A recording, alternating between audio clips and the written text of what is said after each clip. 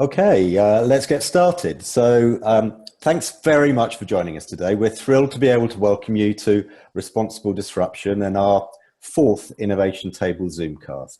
My name is James Gamage, and I'm the Director of Innovation and the Social Impact Lab at the United Way of Calgary and area. And my name is Monique Blau, and I'm the Director of Strategy and Design in the lab and at J5, a Calgary-based innovation and design firm.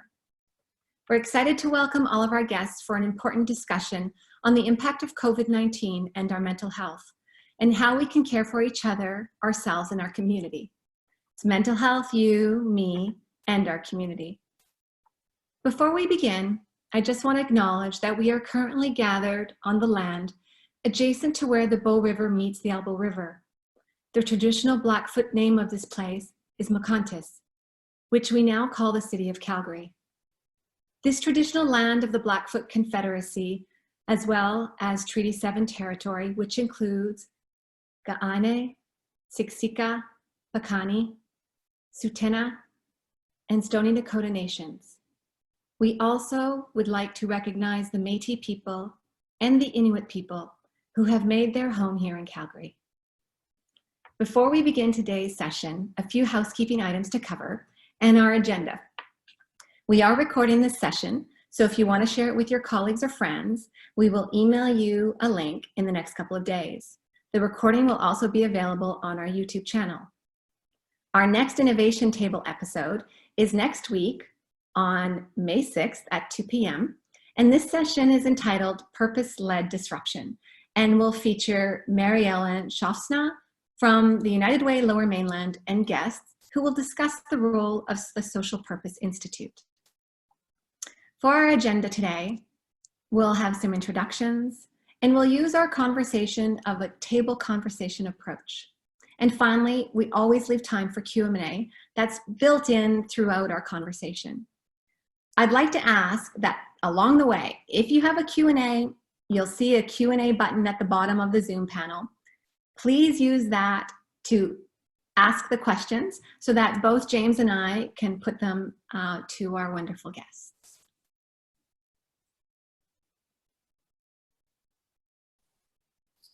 So a little bit about the Social Impact Lab.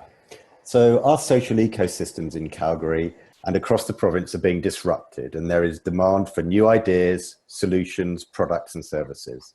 This demand for support continues to outpace the supply of funding, and the Social Impact Lab, which is a partnership between J5 and the United Way of Calgary and area, is our response to that.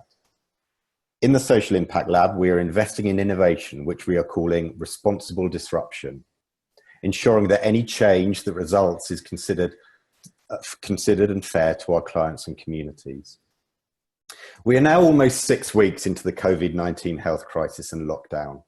Literally overnight, everything we took for granted has changed, from the way that we buy our groceries to the way that we live family life. And longer term, this will have a profound impact on the local, national and global systems in which we operate. Our Responsible Disruption Zoomcasts are a series of discussions about our response to what is going on right now in the province, in communities, businesses and in the social sector, and how we build recovery and resilience at an individual, local and national level. This week, we are addressing the important issue of mental health. The crisis has hit individuals and communities hard. Studies have shown that already the isolation of lockdown is resulting in record levels of psychological stress, leading to depression, anxiety, insomnia, and, in extreme cases, attempted suicide. Indeed, a recent Angus Reid Institute survey suggested that 44% of Canadians are worried by the crisis, 41% are anxious, and 30% are just plain bored. But what are we seeing here in Calgary? How do we recognize the signals that others are suffering, and what can we do to help?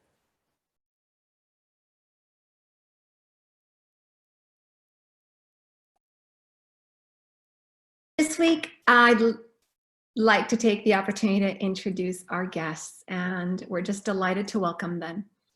We have with us Anila Lee Yuen, who is the President and CEO of the Center for Newcomers, that provides assistance and resources to immigrants and refugees of all nationalities to Canada. We'd also like to introduce Cendrine Tremblay, who is the board chair of the Calgary Silver Linings Foundation. And their focus is on giving a voice and action to the needs of Albertans within the eating disorder community. And our final guest is Monica Piros, who is a community resource team supervisor at Woods Homes, which is a children's center that focuses on mental health and provides treatments and support to children and their families. Thank you all for joining us today. First off, I'd like to start this conversation with you, Monica. Maybe you can give us an opportunity to look at how, actually let's start it this way. What can you share with us around what you're seeing in your work with youth? And how are you helping youth to deal with the uncertainties that we're facing? So at Woods Homes, we come into contact with youth and their families through numerous different avenues. We have young people, children and young people who live on campus with us and go to school on campus with us. In other respects, our involvement with families is through home visits. My team in particular supports through a crisis line where children, their parents, all kinds of different people in the city can call in, text in, live chat with a crisis counselor. So there are a number of different ways we come into contact with people. Typically, these families are already dealing with things like lack of school participation with their children, behavioral issues in the home and outside of the home. We do work with families who have a lot of concerns around their children's drug use and other risky behaviors. So it makes sense that these behaviors right now, in some cases, are getting worse. They are common coping mechanisms for young people who don't necessarily have better ways to deal with emotions, depression, and anxiety. So I think it's important we recognize that those ways are not going away overnight, and the onus really is now on parents and primary caregivers to guide young people through the stress of this current situation. And we don't have the help from people that we normally rely on. Our children's coaches, their teachers, in some cases religious leaders, mentors.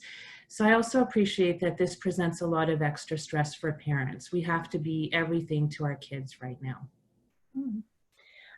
What are your thoughts on trying to create a more level set or a space of certainty for these parents and their children as they're dealing through this crisis?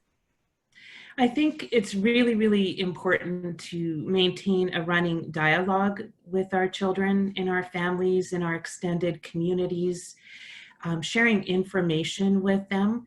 When I spoke with a lot of different young people this past week, they all expressed the importance of their parents and caregivers being honest with them, including them in some decision making in the family, offering a safe environment where parents are available to talk with them, to validate their fears and concerns, and just really provide that safe space. And that seems to be a big part of helping our young people feel more secure right now and feel like they're going to be able to get through this experience. And that is so important right now. Mm-hmm. Thanks for that. I'm also interested in your perspective, Cendrine, and the work that you do with Silver Linings Foundation, and what your team might be doing to help your clients not only find meaning during these times of uncertainty, but I really like the point that Monica brought up around trying to find safety. Thank you. Well, first of all, I wanted to say how excited I am to be here, and thank you for the invitation. And I wanted to bring up kind of the lens that I'm looking at, or where I'm coming from. Initially, I would say as a parent of a child who had significant anxiety issues that then developed into an eating disorder. She's now 22 and doing better, but so I have probably more than 12 years or 15 years of experience with as a parent. And then as one of the co-founders of Silver Linings, which is to expand services to eating disorder community in Southern Alberta, and at this point, all of Alberta, because we're doing a lot of things online. So I get the opportunity to speak to parents and to clients And so I guess that's the lens that I bring to this conversation. Now, in terms of, I just wanted to pick up on something that Monica shared that we use a lot with our parents, or we try to. And I think that is one of the largest learning I may, like the most significant learning I may have encountered in this scenario of parenting a child with anxiety, depression, and eating disorders. And to be honest, it's really applicable to anyone. You don't need to have, is this piece on validation of feelings. And it sounds easy, but it's not. And like, to validate appropriately the feelings of someone, and to be honest, it goes beyond to parents. I think it goes to anyone in any circumstances, whether it's your personal relationships or your relationships at work. And one tool I found that was extremely helpful to me, and that I recommend to parents a lot, is on, it's called emotion focused family therapy. And I know there's a therapy word in there, which is not always super sexy, and that doesn't get people excited. However, if you can live through or put up with an hour of a webcast that like walks you through how to validate and then use those skills, it is phenomenal. And I can share that there's a website on, basically it's mentalhealthfoundation.ca, how to validate appropriately, and it has been life-changing for me. So I would highly recommend it as a tool to parents, especially in this time of lots of learning through video. Mm-hmm. Thank you. That's great. I love that we can provide some tips and tricks right off the onset, so that our parents and those that are joining us can start to navigate what they can do next. Anila, I'm also really curious as to your perspective based on your role at the Center for Newcomers. What can we learn from this experience and from the clients that you're exposed to every day? And I'm also really curious about what role you think community plays in helping us through this time. Yeah, it's interesting with the perspective of working with so many newcomers, because there's two things that are happening in many of the newcomer communities. The first part is, oh, I've done this before, unfortunately, right? In some way, shape, or form, where it's, I've had to be, inside my house because there was bombs going off, or there was, civil unrest or whatever else going on. So, and there was limited food and shortages and all those different kind of things. And that's globally around the world, right? Like we hear that from pretty much every continent, in terms of people having expressed that and saying that, to a certain extent, like especially at the beginning, people were really joking around the whole toilet paper thing, because they were like, we had some colleagues from the Ukraine that were like, we didn't have toilet paper for like 12 years, that I was growing up. You'll do fine, kind of thing. And so there's that perspective that where the community can really learn from newcomers around resiliency and around the lived experiences. And it's really an opportunity for all of us that maybe have come from, more privilege or more, developed countries in that sense, to be able to say, okay, what are some of the things we can learn from our neighbors that are new, that have developed this sense of resiliency and the sense of being able to stay grounded in this. But then the other part, the flip side, is what everybody else is experiencing as well, in terms of the anxiety, in terms of the uncertainty, in terms of the loss of income, the social isolation, and it can be exacerbated by compounding factors by being newcomers. So that can include things like language barriers, being very new to Canada, not having a social network, not having any real natural supports. All of your natural supports may be in other places in the world. And so, navigating that and being able to help people with that has been quite honestly very difficult, because even all of us across the city, across the world, are learning to use these Zoom chats and learning to communicate in these ways, and they're not necessarily natural ways, right? Everyone's getting headaches from being online the whole time and those kind of pieces. And so that's been really difficult, especially the biggest surprise for me has been not only amongst newcomers, but in Calgary, amongst a number of communities and across the board, how many people don't have access to a device or internet. So they don't have a smartphone, they don't have a tablet, nothing. And so they're even more socially isolated because they're not able to access information. And if there's a language barrier, or if there's, you know, no way of really understanding what even to, like, if you can Google search it, like, what are you supposed to search for? That can be very isolating and very damaging. And so, you know, what we've been encouraging the community to do is that if you know you have newcomers in your community, you know, write them a note, you know, leave it in the mailbox, or, you know, just say, you know, if you need some assistance, or I'm just saying, hi neighbor, you know, or even just saying, call, you know, if you need anything, you know, just letting my neighbors know you can call 211, and there's, you know, appropriate services in every language that will get you to whoever you need. Mm-hmm. Thanks for that. I like the idea truly of trying to turn this into something a bit more of a positive, or reaching out to our community and giving a note to our neighbors. And I'm sure that's something that can transcend to all of our relationships and our colleagues. So I really also like this concept of resiliency. And when we are experiencing very challenging times, we often talk that this creates resiliency, and in fact might make us stronger. So Anila, maybe I could ask you this, is what do you think are some of the suggestions we might be able to take in order to prepare ourselves for an opportunity of growth during this time that might shift it into something that might be more positive? Well, you know, I think Monica and Cendrine really, you know, spoke to this really well in terms of, you know, it's so important to validate our own feelings first, right? And being able to be centered amongst ourselves, and understanding that, you know, even though you may be coming from a place of privilege where you have a job and you're, you know, you're doing quite well and your family's doing quite well, this is hard. This has never happened in most of our lifetimes, right? For the globe, this has never happened before. And so we don't really know what we're doing. And you can, you know, you can have all of us that are on here and we're doing this mental health webinar, but we're kind of going based on old data, right? We're going based on these kind of human kind of characteristics and traits, but we've never actually been through a pandemic of this nature before.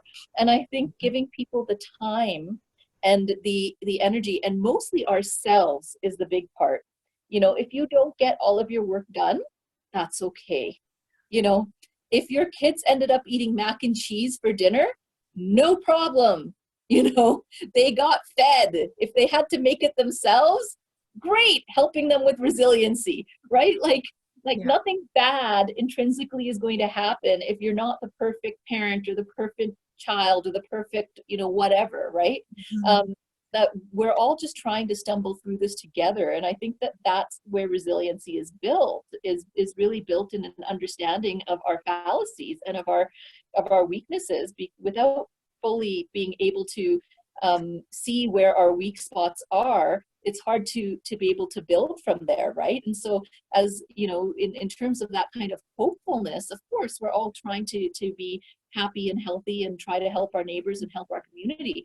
But if the only thing you can do in the day, and I say this to my team all the time, we say it to clients all the time, if the only thing you can do today is get up and, you know, and not completely like lose it, good. Because that's where you're at, and different people are going to be at different places throughout this, right? And we're seeing it a lot more aggression, a lot more issues coming out, a lot more problems in the social services sector that we're addressing.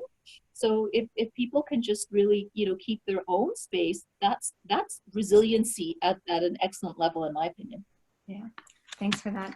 I'm curious, Monica, from your perspective, given that, you know, you are dealing with a very diverse group of families, children, and also safety playing into that.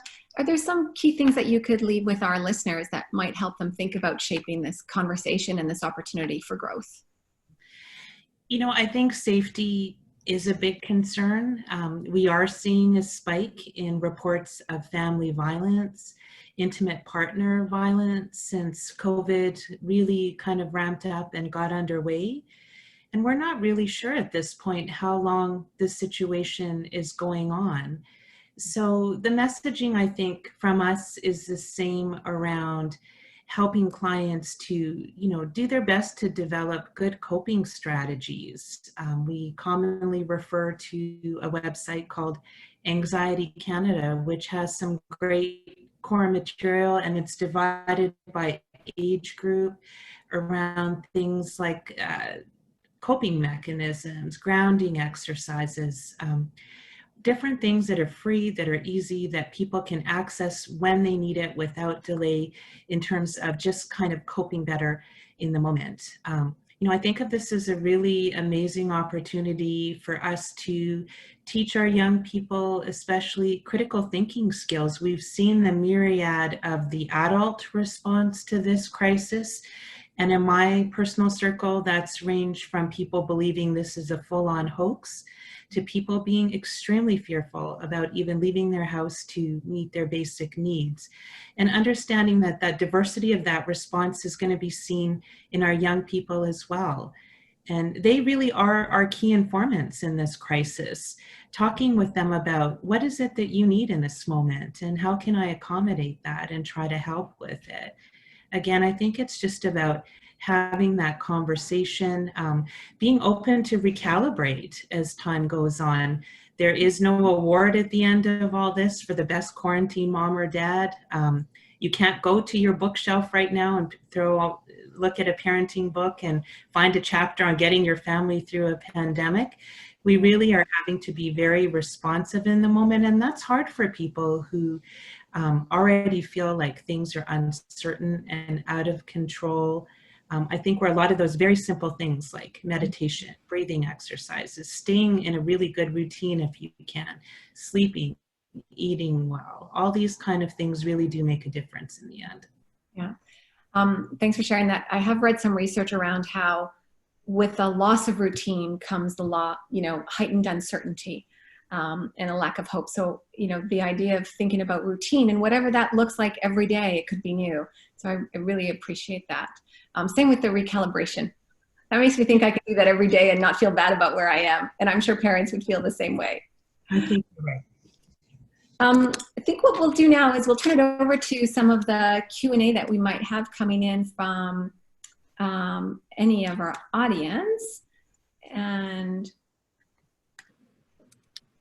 I don't see any at the moment. yeah, okay. Well, then why don't we move on, James? Yeah, well, so that's an invite to anybody that's listening or watching to ask questions. So, we're keen for this to be a very interactive session. So, ask away, and we'll ask the panelists anything that you put on the Q&A. So, just one thing that struck me about this is that the threat here is really largely invisible, and that might invoke even more fear than you might normally expect. Is fear a big issue at the moment? And if it is a big issue, how do we combat that fear that people might be seeing out there? Cendrine, can you take that one? You're on mute. Oh, I'm mute. Sorry, I try not to pipe in, and now I start talking on mute. Sorry, everyone. I think on the piece of fear, and I think I'm picking up on both Anila's and Monica's points. This is new to all of us. No one has gone through this, and I think we all need to cut ourselves some slack and be accepting of the emotions that come up, and fear is certainly one of them. There's a loss of control over how long does this end? Does this go on? There's so much uncertainty about what happens next. But I think because of the variety of pieces of information and different reactions that happen out there, I certainly try to minimize my consumption of news and even in social media, because news is in social media and everywhere, just because it becomes overwhelming. If you log into CNN day in and day out, you feel like the world is going to end any second. So I think that fear element can be brought down if you can just exert a little control over the urge to know more, because really it's, I think once a day it's probably just about enough. Even then, every 2 days would be fine, and probably brings it down to, okay, breathe in, breathe out. And back to the breathing exercise, it's I'm a type A personality, so don't tell me to breathe in and breathe out. That just stresses me out. But on the other hand, I have to get to the point that regardless of my rhythm and how fast I usually move through a day, there's a lot to be said. Even 1 minute of breathing in for 3 and breathing out for 6 brings down the cortisol level in our bloodstream, and I can't deny it. So it actually really does help. That's cool. Thank Yeah. you. I'd like to Anila? add to that if I can. Yeah, of course. Yeah, I think one of the things that is really important, and I have seen, I am not a type A personality, but I have many people in my life that are, that will work even for that, is the, being able to set boundaries, because there's so much loss of control in, for all of us in terms of everything that we're trying to do, and even our work situation has changed, our family life situation has changed. And so putting boundaries on for yourself, I think is extremely important, right? So for me, I've really tried to, my biggest job right now, beyond my own like immediate family, is the work that I'm doing at the Center for Newcomers. So I've had to very, as best as I can, respectfully say to people, I really just don't have the capacity at the moment to help you through this or work through this or whatever else, especially as sometimes people are just, my own friends or family or whoever are getting into like their own little drama circles or whatever, right? Because they're getting upset about things and whatever. And so and sometimes I can be seen as the bad guy. I know that for sure. And sometimes you will, but it's really around what is going to help me do the things that are most important to me right now, right? And so if I get dragged into this side or that side or whatever else, how am I going to feel if I'm not able to do the things that are most important to me, which could be, feeding my kids, or it could be, helping my mom, or it could be whatever those things are, right? It could be going to work, any of those things. If I don't set the boundaries in terms of what my capacity is, then I think that that's the times when I go spiraling out of control. And that happens when outside of, COVID and the pandemic and all those things as well. But to me, the safety comes from building that kind of, this is my priority areas. These are the things that are going to make me happy, and these are the things that I have to do. And outside of that, I'm really sorry. I'll try to find you assistance somewhere else if I can, but I can't, possibly be the person that does that.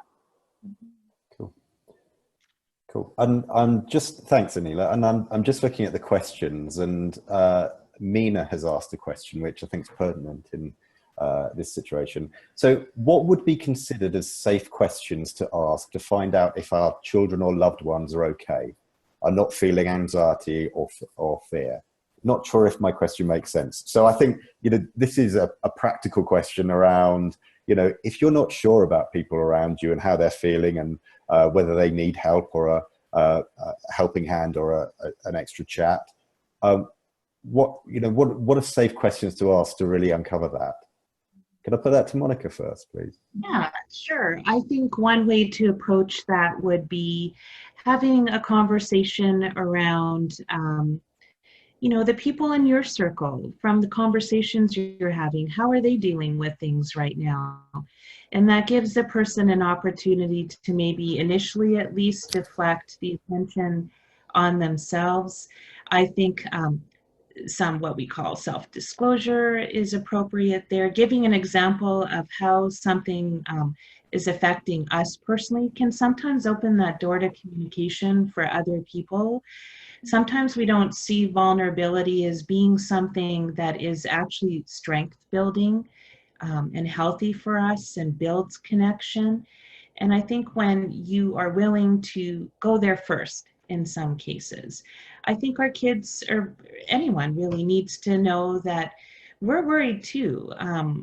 Being honest about that, letting them know that, yeah, we don't have all the answers right now.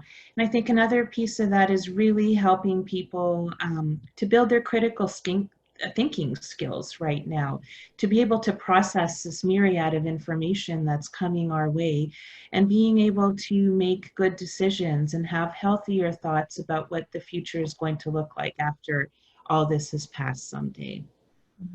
Cool. Thank you. Thanks, Monica. Bruce asks a question also. How much of this issue is around schooling?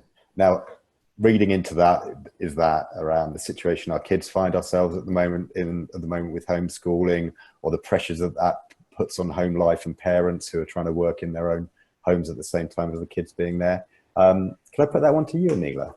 Yeah, one of the things that we're finding, especially with newcomers, is that if you haven't gone through the schooling system here, and similar to anyone else that has children at home, and you're trying to homeschool, and it might have been 20 or 30 years ago that you actually did that course and did those things, and now there's new math, and when you look at it and you're like, that doesn't even make any sense, why is this supposed to be easier, right? So the learning is very different, very fluid than what we even learn.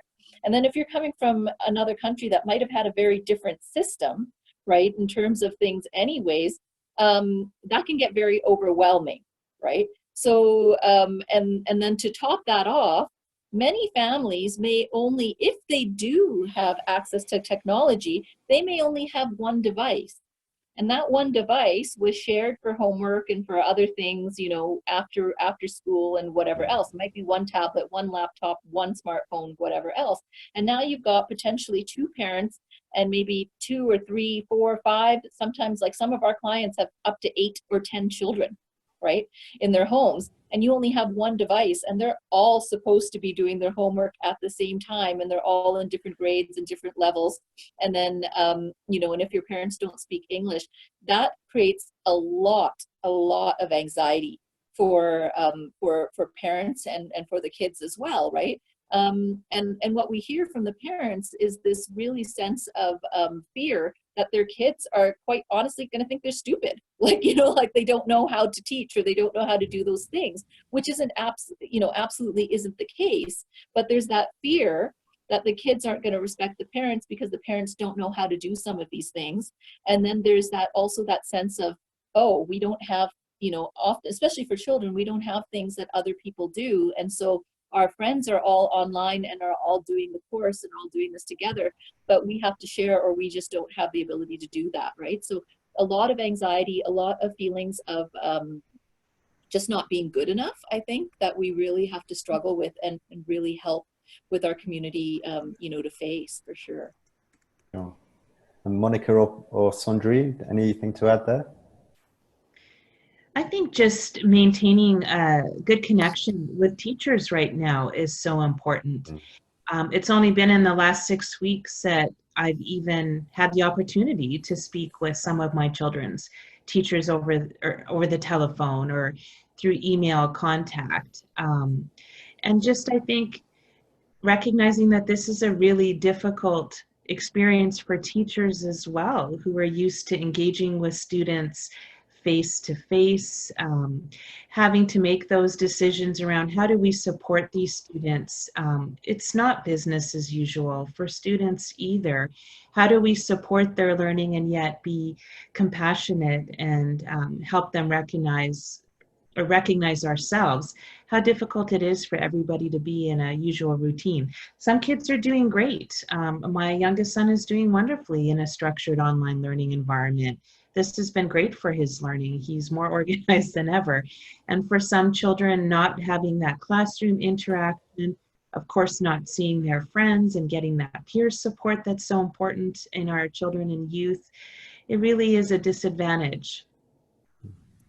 And that's so true even for us, right, as adults. Some of us thrive when we get to see our colleagues and get to go out in the community. And some of us, like my husband's a computer programmer, he's like, business as usual, right? Because he's always at home on his computer all day long. So it's not that big of a deal, right? So I think it's for adults too. Yeah. I think it's interesting, this concept of business as usual, because business as usual is whatever we start to create. And we had a question from our audience that I find really interesting, is that for some of us, the transition to change is the stress, but now we've adjusted. We've been in this for 6 or 7 weeks. So that shift at home has been accomplished and we've met that.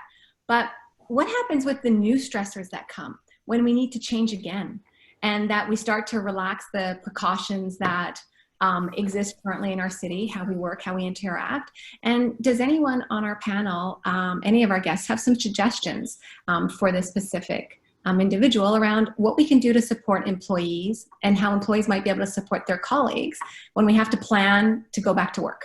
And what are the stresses around that? I think that's exciting. I can't wait, personally.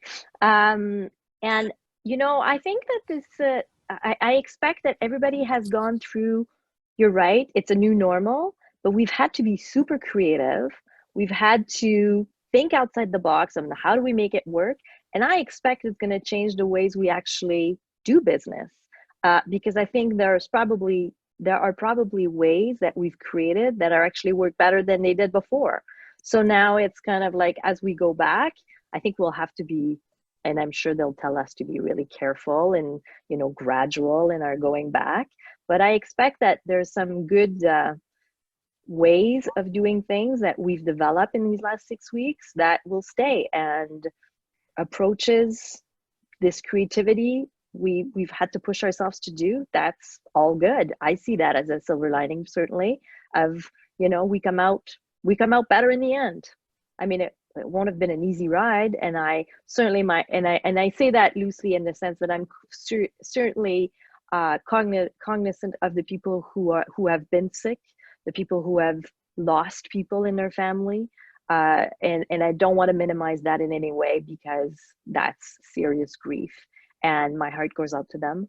I guess I'm trying to say that there's been very difficult times, but I think that we can see good times out of it as well. Mm-hmm. Monica or Anila, your thoughts on this and how we might be able to help employees think about a plan to work and what to do to manage that stress?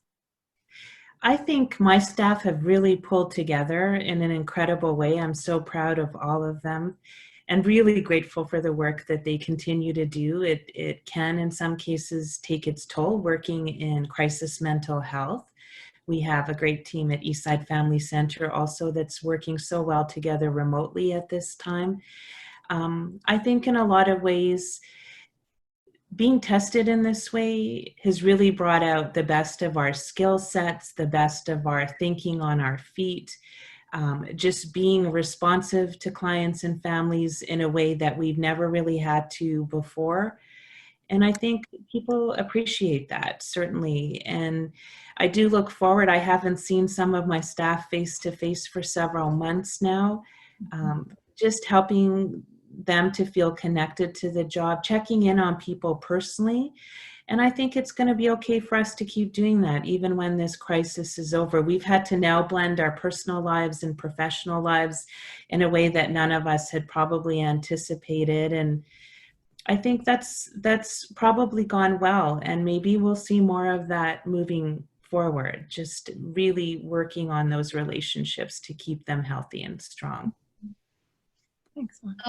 You know, for us, I think, you know, what's been really important is keeping the lines of communication open. And so, you know, as the CEO of the organization, I found personally it's been really important for me to talk to each one of the staff that we have. And there's, you know, 160 something of us, you know, and so I've been doing monthly meetings with each department just to touch base, not necessarily even to talk about work, but just to inquire about, you know, how are people feeling and what's going on, and reminding people that we have an employee assistance program, we've got benefits, you know, there's all kinds of different things in the community. And we've been sending out, you know, anytime we hear of any kind of, you know, mental health support or any other kind of physical support and, you know, whatever else, we send that out, and we remind our staff team as well that this isn't just for our clients, it's also for us, because we're all in this together.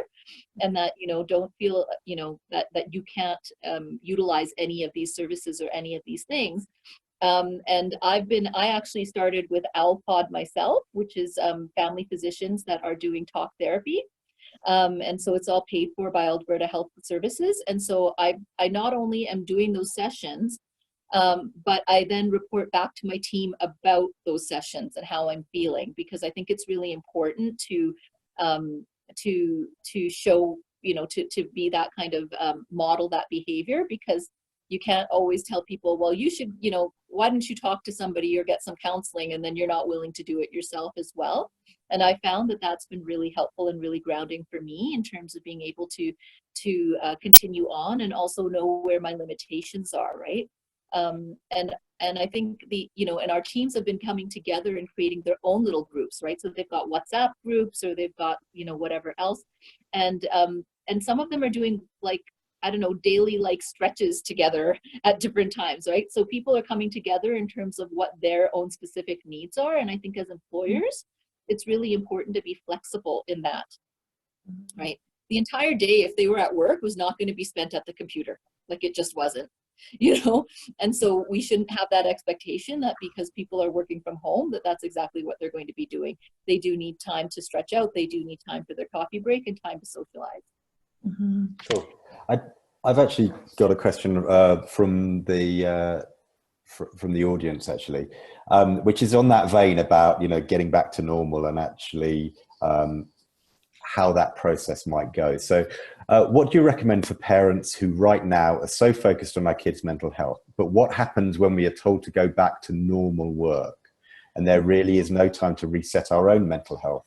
There are some fears of, how do I get back into the swing of things? I'm going to need a break from all of this. Are you seeing that out there, or that sort of that anticipation of sort of mental stressors in the future when we do get back to normal, albeit for a short time, maybe? Monica? I think people are worried maybe a little bit about getting behind. We're all under a lot of pressure to perform well, regardless of what our unique and individual jobs are. And I think even our agencies and our companies and everyone out there is still in their own process of figuring out what things are going to look like when we all return back to our office spaces. There's a huge number of people working from home right now, and I think there will be a little bit of an adjustment around getting used to traffic and having to do commutes and feel a little more rush maybe than we are at this time. I think we can anticipate having to keep our workplaces sanitized and clean in a different way than maybe we have in the past. There's going to be a lot of practical considerations. We may have to reconfigure office spaces around proper continued social distancing, just really having to reimagine even our workplaces in a way that is going to continue to look after our health and safety, more of a focus on health and safety, I think, than ever before, also from physical safety as well as mental health and psychological safety as well. Good. I see a question on the chat, which is, I have a teenager who's in grade 12 and is struggling with what happens next. How do I support her? I want to validate her feelings, but she's an action driven, and I feel compelled to make a plan with her. And I just wanted to say, my heart breaks for the grade 12 guys, because like, this is such a big deal. This is graduation time. This is like what they look forward for like years. And it is absolutely heartbreaking for them. And in some cases, like, the whole thing has been not only postponed, but completely canceled. And I can totally understand the feelings of like, what happens in September? What if we're still doing this? Am I going to get to go to, what's the next stage, whatever that next stage might be?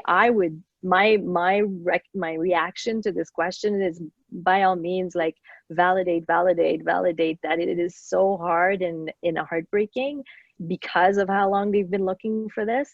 And if she feels compelled to do action plans, then by all means, let's sit down and do an action plan, knowing that that action plan can change every day and it's a work in progress, and what works one day doesn't. But yes, do it. Sit down and listen to stuff. I see another question. What do you do if your kids don't want to speak to someone who can help? Are there helplines, or I don't know, maybe they don't want to speak face to face, or is there anything else that we can offer kids? Monica? There are a number of crisis lines that are up and running.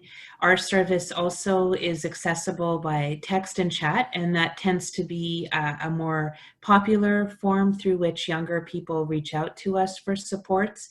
I think explaining, especially to young people, you don't need to tell us your name. The person who is going to be answering that call, text, or chat is trained in mental health. There's probably not a lot we haven't heard before, something you're going to be able to get from that experience that you find helpful.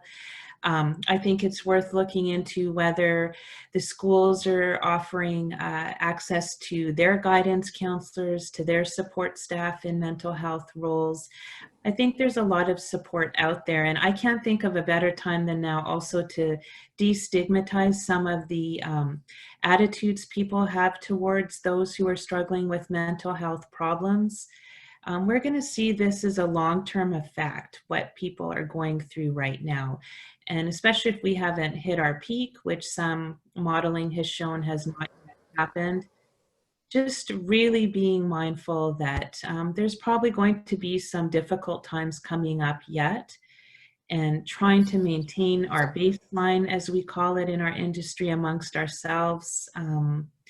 Really, all we can do right now is take things day by day. And if you as a parent or guardian or someone in a young person's life is seeking out mental health supports as well, talk to your kids about what that's like. I love going into schools and having asking the young people, if you've had an experience with a therapist, what was that like? Was it scary? Was it what you were expecting? And just really normalizing it for all of us. Really, all of us should be getting ongoing mental health supports in a way that helps us to be better people and to stay more grounded in our daily lives. Cool. Anyone else?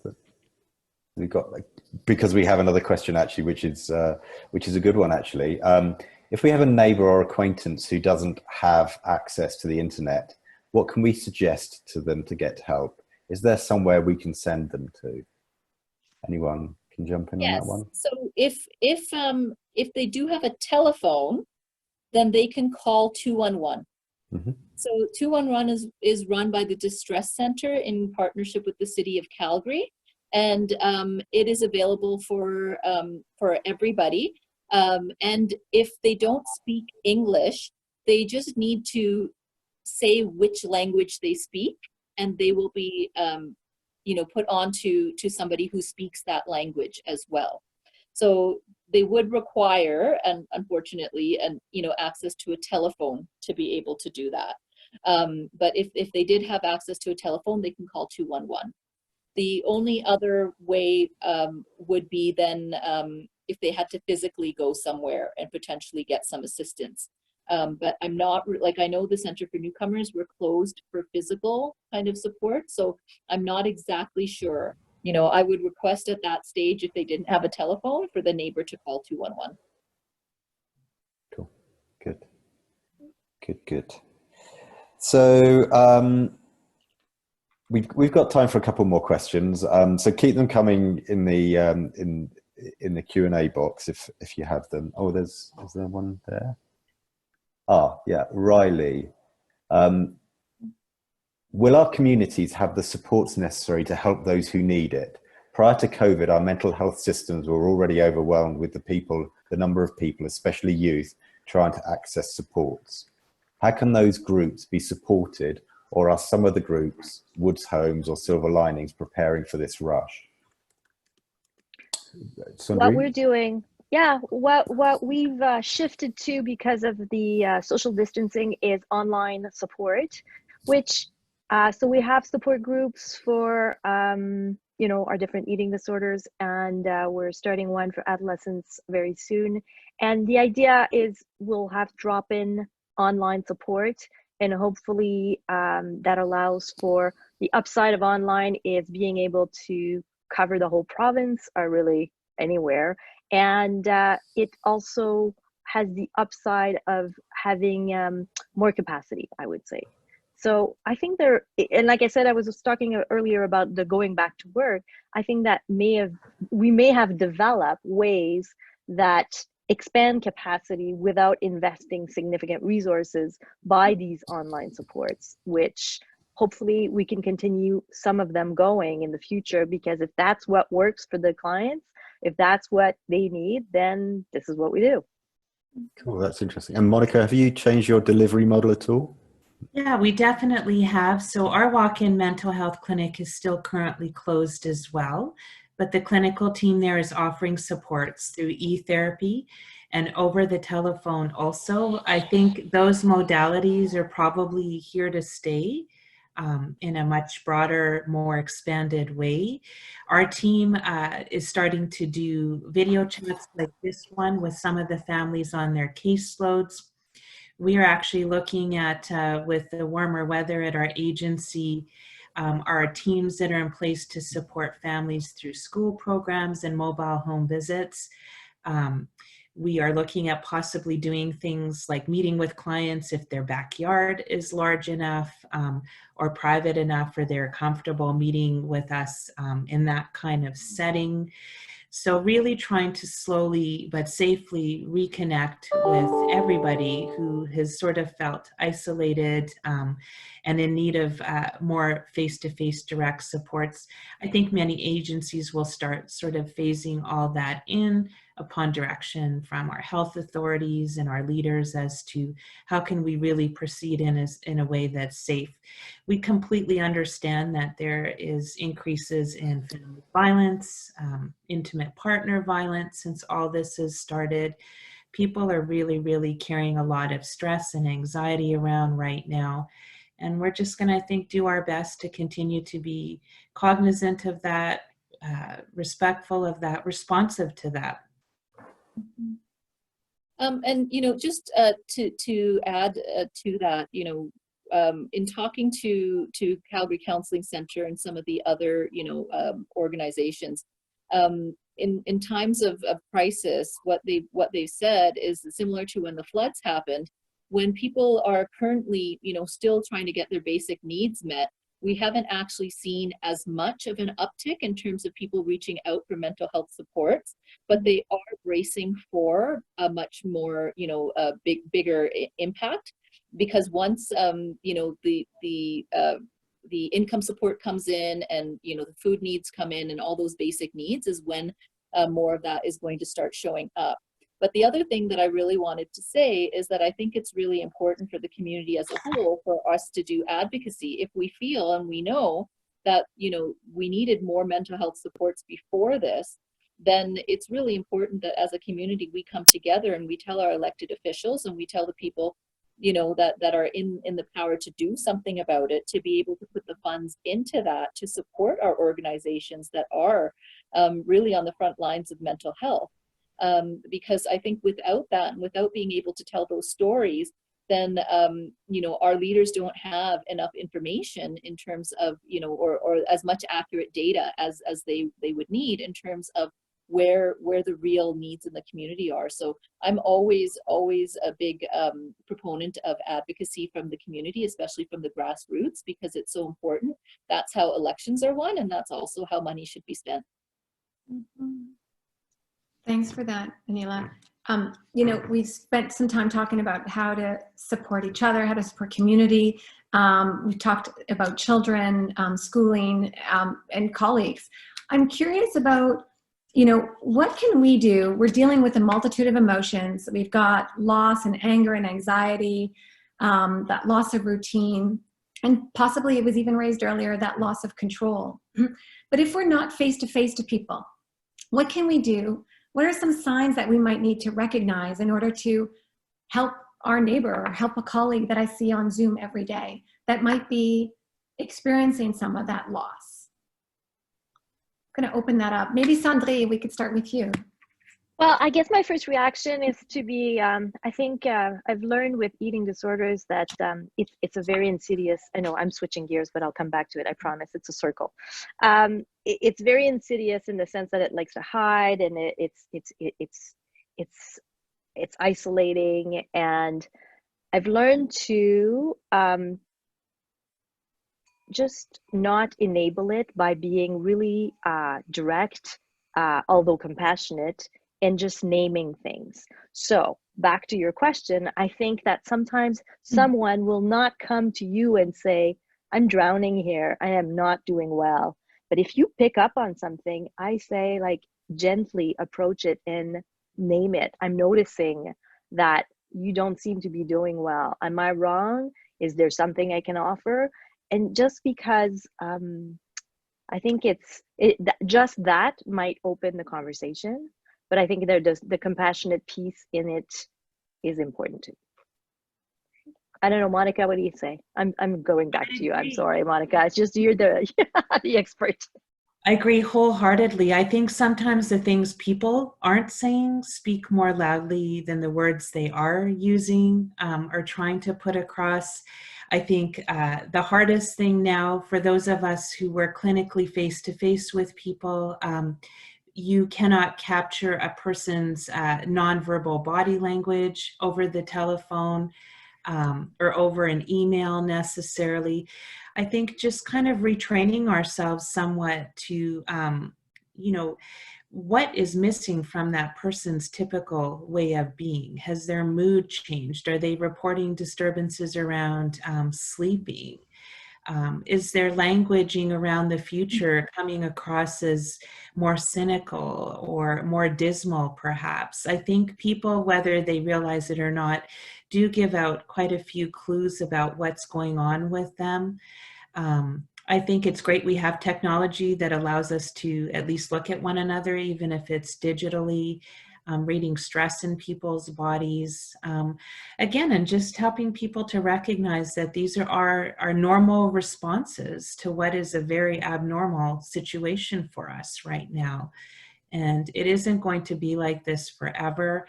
I think really reminding people to be future focused. And I think a lot for me personally about how are we going to be judged by young people or people in the future as to how we've handled this pandemic. Did we show compassion and patience with people? What were our priorities? What have we learned from having to go through such an existential and very real dangerous crisis like this over the last few months? And I do think about that a lot. How are we going to be judged for the things we do and say right now? And being mindful of that.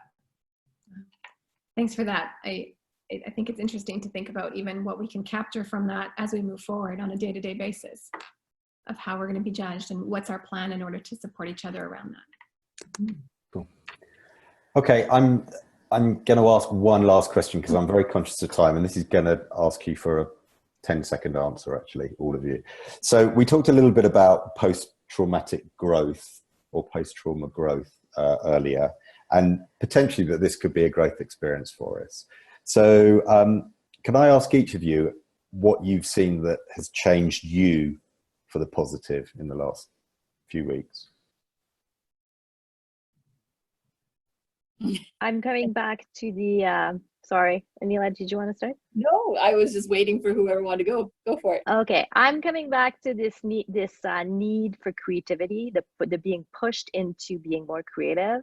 And I will try really my darnest to keep this going on because it's critical to what I do, what we do, and it's valuable. Cool. Anila? You know, I'm somebody that worries a lot about the community. It's just in my nature. I worry about people. I worry what people think of me. Everyone says, "Oh, you should be a politician." I'm like, "No, I can't. I'll cry." You'll be like, "I didn't like that idea," and I will start crying, right? Like that's the kind of person I am. So, you know, for me, I think this has really helped me to slow down and really think about what's important. And with, you know, the things that have always kind of stressed me out or I felt, you know, upset about, like there's so many really critical things happening to so many people and that I'm involved in that I'm just like, I don't have time. So it's really helped me in terms of prioritizing on where I'm going to put my, you know, attention to, I guess, and what I'm really going to care for. Cool. Thank you.